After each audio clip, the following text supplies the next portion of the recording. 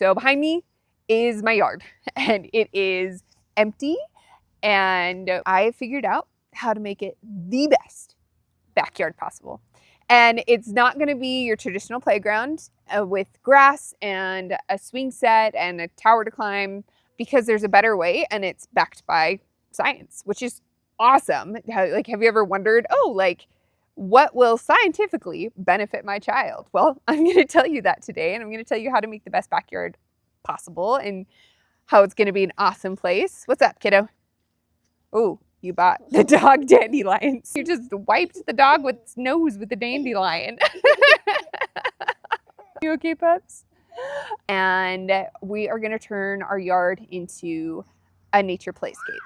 The science behind it is amazing, and I'm going to talk about that too. I'm going to talk about the different techniques we're going to do, and it's going to be just so much fun. I love talking about this. I love talking about child development. I love talking about nature. So if those are things you're interested in, keep watching. This is going to be great. I'm Erica, and have you ever wondered how much grass do my kids need to play on? What will benefit them the most? Or have you ever wondered, I have all those grass and my kids aren't playing on it? Oh, stop wiping her nose. Stop wiping her nose with dandelions, please. You're going to make her sneeze. It was funny the first time, but ditto, you may wipe your own nose with dandelions. Thank you. Now you know how Albie feels. I have definitely looked up how much grass do children need. Have you ever looked that up? Or have you ever wondered why you have all this grass and you have a swing set and your kids aren't playing on it? Why is that? Why you've spent all this time to provide really great things and they're just not spending time on it? My brother put down grass in a swing set, and where do his kids play? They play under the porch. It's a second-story porch. But they play under the porch in like the dirt area that they haven't put down cement yet. And the girls love being there. They love making a kitchen out of that, and they think it's an amazing place. When I heard that, it kind of clued me in that there might be more to a backyard than just your traditional play yard. When I started going down that rabbit hole, I started reading more books. All right, we've got little kangaroo joining us now. Richard Louv wrote a book called The Last Child in the Woods, and it's very foundational to the nature play movement. And that's why what I'm going to talk about is backed by science. These are lots of things that he has talked about in his book. This says nature is good for mental health, it's good for physical well-being, it's good for the soul. And he goes through all these awesome stories about why children need play and why they need play in nature.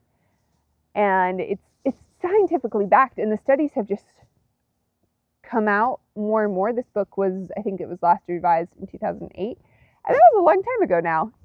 So the studies have developed, and they keep showing that nature helps our children grow in a foundational way that nothing else compares to.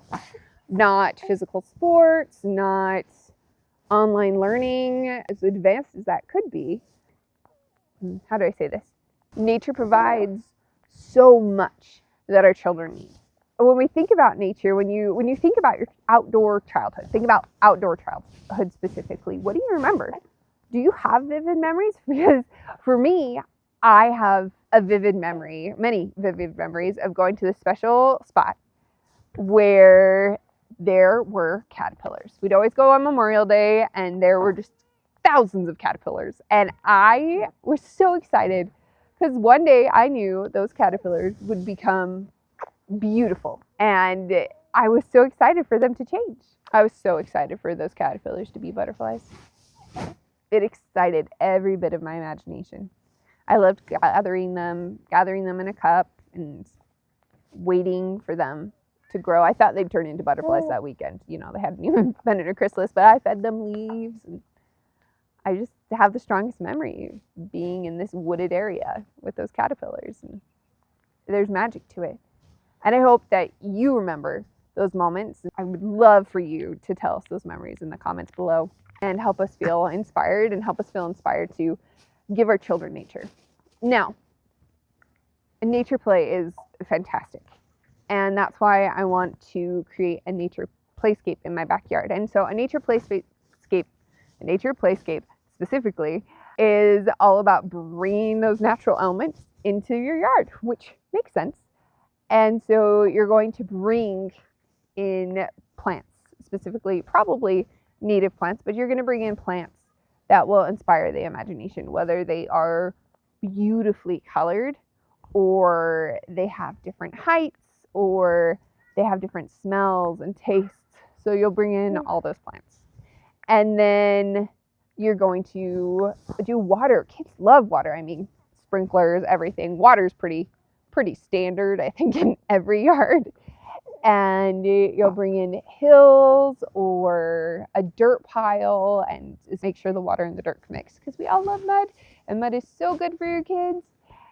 How can you welcome the birds? There's so many things that you can bring, and I know this all feels like a lot, like I just listed off a lot of things, which is why I want to create this channel, is to go through how to create those things and how to make it so you bring nature to your backyard.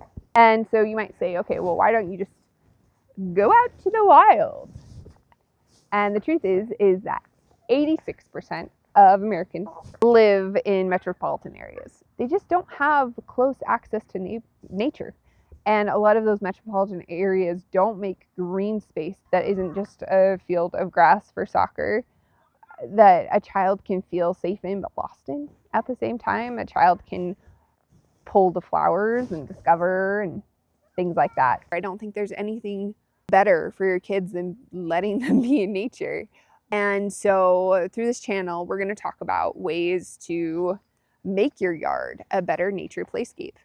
My sister-in-law, she bought a new house, and she bought it from an older couple, and the yard was manicured and there were river rocks all along the edges.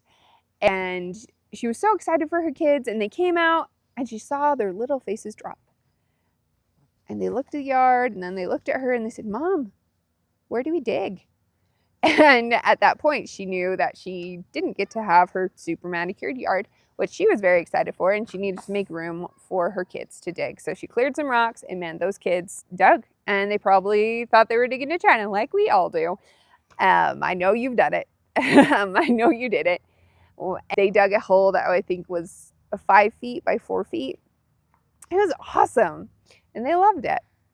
Another reason I think nature playscapes would be amazing in more yards, and the reason we're doing it in our yard is because as a society, we have a fear of the boogeyman.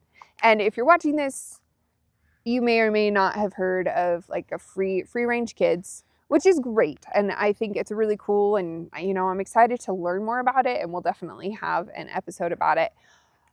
But I don't think our mentality of the boogeyman and something happening, something terrible happening to our kids, that mentality is just not going to go away very quickly or as a society.